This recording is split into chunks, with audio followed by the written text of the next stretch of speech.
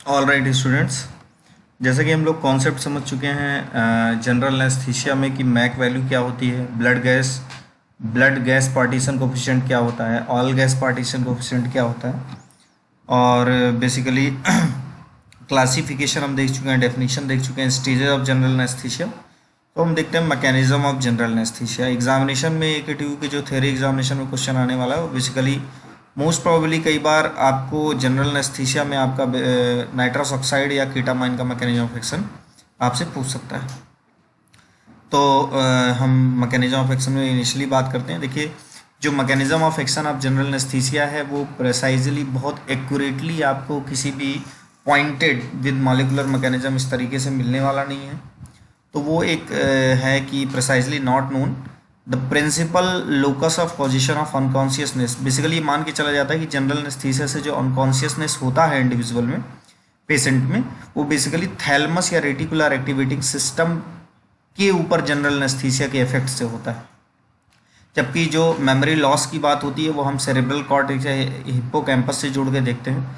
जबकि जो immobility on surgical stimulation की बात होती है वो बेसिकली हम स्पाइनल कॉर्ड से उसको कोरिलेट करते हैं। तो एक बात है मोटे तौर पे। अब हम बेसिकली मैकेनिज्म ऑफ एक्शन की बात करेंगे। तो देखिए, बारबिचुरेट हो, वेदर इट इज़ बेंजोडाइज़ेपिन और प्रोपोफॉल, इनका अगर मैकेनिज्म ऑफ एक्शन पूछता है तो आपसे ओवरऑल इन तीनों का मैकेनिज्म ऑफ एक्शन या इनके अंडर किसी भी ड्रग्स का, ये कैटेगरीज हैं तो इनके अंदर किसी भी ड्रग का, लाइक बारबिचुरेट के अंदर थियोपेंटाल सोडियम का, राइट, तो इनका मैकेनिज्म ऑफ एक्शन सबका एक है। वो क्या है? Recent finding shows that ligand gated ion channel, इनका जो मुख्य जहाँ पर ये जनरल एनेस्थेटिक जाके बाइंड होती हैं, that is ligand gated ion channel but not voltage sensitive ion channel. तो ये आपको याद रखना है, आप यहाँ पे वोल्टेज सेंसिटिव आयन चैनल नहीं लिखेंगे, ये basically ligand gated ion channel पर ही बाइंड होते हैं, राइट। और लाइगेंड गेटेड आयन चैनल में the GABA receptor gated chloride channel is the most important of these. तो गाबा, चूंकि गाबा दो प्रकार के रिसेप्टर होते हैं, GABA A and GABA B. GABA B आपका GPCR होता है, गाबा ए जो होता है आपका वो आयनोट्रोपिक होता है। तो बेसिकली जो जनरल एनेस्थेटिक्स होते हैं वो गाबा ए के थ्रू अपना एक्शन देते हैं, बारबिचुरेट, बेंजोडाइज़ेपिन और प्रोपोफॉल। और हमको पता है कि गाबा ए का जब गाबा ए का स्टिमुलेशन होगा तो बेसिकली ये क्लोराइड आयन के इन्फ्लक्स को बढ़ाते हैं।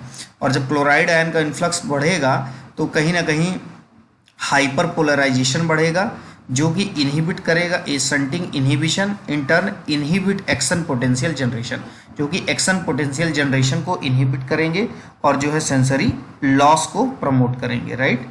तो बेसिकली ये क्या है? Many inhalational anaesthetic like barbiturate, benzodiazepine and propofol potentiate the action of inhibitory transmitter GABA. GABA अपने आप में कैसा न्यूरोट्रांसमीटर है? ये इनहिबिटरी कैटेगरी का है। तो इनहिबिटरी ट्रांसमीटर गाबा को ये पोटेंशिएट करते हैं इसके एक्शन को। और चूंकि गाबा का एक्शन क्या है कि गाबा जितना अपने रिसेप्टर से बाइंड होगा उतना क्लोराइड आयन का इनफ्लक्स होगा, और जितना ज़्यादा negative ion means chloride ion का सेल के अंदर इनफ्लक्स होगा तो वो हाइपर पोलराइजेशन को प्रमोट करेगा, और हाइपर पोलराइजेशन इनहिबिट करेगा एक्शन पोटेंशियल के जनरेशन को। और जबकि action of glycine another inhibitory transmitter which also activate chloride channel in the spinal cord and the medulla is augmented by barbiturate, propofol and many inhalational anaesthetics. तो जिस तरीके से हमने देखा कि गाबा ए रिसेप्टर मीडिएटेड, आपको गाबा ए जरूर लिखना है क्योंकि गाबा बी का यहाँ पे रोल नहीं है। गाबा ए मीडिएटेड क्लोराइड आयन इन्फ्लक्स को बढ़ाते हैं, उसी तरीके से ये तीनों drugs general anaesthetics glycine mediated भी क्लोराइड आयन इन्फ्लक्स को बढ़ाते हैं, क्योंकि ग्लाइसिन भी खुद एक न्यूरोट्रांसमीटर है इनहिबिटरी कैटेगरी का, और सेम गाबा की तरह ये क्लोराइड आयन के इन्फ्लक्स को बढ़ाता है। तो in the case of spinal cord and medulla through the glycine mediated response they induce the chloride ion influx. And वो ड्रग्स कौन सी है? Same barbiturate, propofol and many inhalational anaesthetics. तो दिस एक्शन में block responsiveness to painful stimuli resulting in immobility of the anaesthetic state. अब basically हम बात करते हैं mechanism of action nitrous oxide और कीटामाइन की। तो देखिए, कीटामाइन बहुत इंपॉर्टेंट ड्रग है और आपसे कई बार नाइट्रस ऑक्साइड और कीटामाइन के बारे में कई बार नोट भी लिखने को एग्जामिनेशन में आता है। तो उसकी एक डिफरेंट स्लाइड्स है जिसमें जो भी मेन इंपॉर्टेंट ड्रग्स हैं लाइक हैलोथेन, नाइट्रस ऑक्साइड, कीटामाइन, उनको मैंने एक स्पेशल स्लाइड में डिस्कस करके रखा है, तो वो हम सेपरेट सेशन में उसको हम कवर करेंगे। और तो बेसिकली नाइट्रस ऑक्साइड और ketamine, on the other hand nitrous oxide and ketamine do not affect GABA और ग्लाइसिन गेटेड क्लोराइड चैनल। ये गाबा और ग्लाइसिन के थ्रू अपना एक्शन नहीं देती। Rather they selectively inhibit the excitatory NMDA type of glutamate receptor. ये बहुत important है कि नाइट्रस ऑक्साइड और कीटामाइन NMDA mediated type of glutamate receptor को क्या करती हैं, इनहिबिट करती हैं। और इनहिबिट क्यों करती हैं, क्योंकि ये खुद एक्साइटेटरी न्यूरोट्रांसमीटर है। ग्लूटामेट क्या है, excitatory neurotransmitter, through NMDA type of receptor ये अपना एक्शन देता है। तो इस ग्लूटामेट को NMDA टाइप रिसेप्टर से बाइंड नहीं होने देती और बेसिकली क्लोराइड आयन इन्फ्लक्स को क्या कर देती हैं, इनहिबिट करती हैं। तो inhibition of which decreases the excitability in the central nervous system appears to be the primary mechanism of anesthetic action of ketamine as well as nitrous oxide।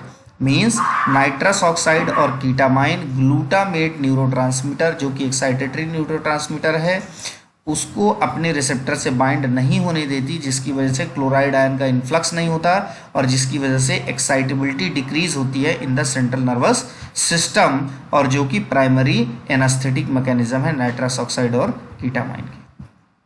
कीटामाइन के बारे में अगर आपसे स्पेशल कई बार पूछता है तो ketamine in a particular cause state called dissociative anaesthesia भी इसको बोलते हैं, क्योंकि ये एनेस्थीसिया देने के बाद कई बार पेशेंट कंप्लीटली अनकॉन्शियस नहीं होता है, वो ब्रीथ कर सकता है, आइज को अपने मूव कर सकता है, सैलो कर सकता है and move involuntary. Ketamine works by blocking, ये बात हम लोग कह चुके हैं। However ketamine also stimulate the sympathetic nervous system. बहुत इंपॉर्टेंट पॉइंट है कि कीटामाइन सिंपैथेटिक नर्वस सिस्टम को स्टिमुलेट करता है। तो जब सिंपैथेटिक नर्वस सिस्टम को स्टिमुलेट करेगा it means which result in increased blood pressure and cardiac output. तो जब increase blood pressure and cardiac output भी कीटामाइन की वजह से होगा और डायलेशन ऑफ ब्रोंकाई भी होगा बीटा 2 के थ्रू, तो हम कह सकते हैं कि ये उन इंडिविजुअल के लिए कीटामाइन का हम बेसिकली यूज़ करने का प्रेफर करेंगे जो कि हाइपोटेंशन हो, जिनमें हाइपोटेंशन हो या जो अस्थमैटिक इंडिविजुअल हो। तो इस तरीके से आप कीटामाइन के मैकेनिज्म ऑफ एक्शन को और उस कंसेप्ट को कि बेसिकली कहाँ यूज करते हैं और कीटामाइन सिंपैथेटिक नर्वस सिस्टम को स्टिमुलेट करती है तो किस तरीके के इंडिविजुअल में हम उसको बेनिफिशियली यूज कर सकते हैं। तो यहाँ से आप कीटामाइन, नाइट्रस ऑक्साइड का मैकेनिज्म ऑफ एक्शन और बेसिकली बारबिचुरेट, बेंजोडाइज़ेपिन और प्रोपोफॉल के मैकेनिज्म ऑफ एक्शन को समझ सकते हैं। So this is all about the mechanism of action of general anaesthesia like barbiturate, benzodiazepine, propofol, nitrous oxide and ketamine. Thank you very much.